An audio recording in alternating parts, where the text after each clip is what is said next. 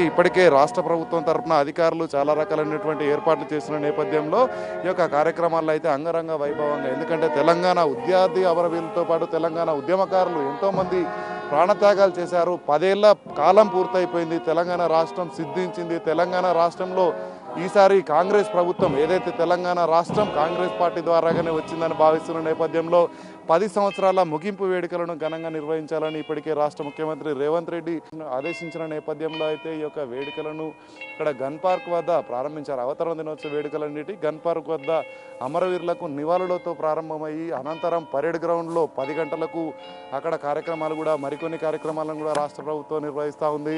ఈ యొక్క కార్యక్రమాల్లో ఇక్కడ రాష్ట్ర మంత్రివర్గంతో పాటు ఎమ్మెల్యేలు అందరూ కూడా పాల్గొని ఏదైతే అమరులైనటువంటి ఉద్యమకారులు ఎవరైతే ఉన్నారో వారందరికీ సంబంధించి తెలంగాణ ఉద్యమ పోరాటాన్ని కూడా గుర్తు చేసుకునే విధంగా అయితే ఇక్కడ వారికి ఘన నివాళులు అర్పిస్తున్నటువంటి దృశ్యాలను అయితే మనం గన్ పార్క్ వద్ద ప్రస్తుతం కొనసాగుతూ ఉన్నాయి.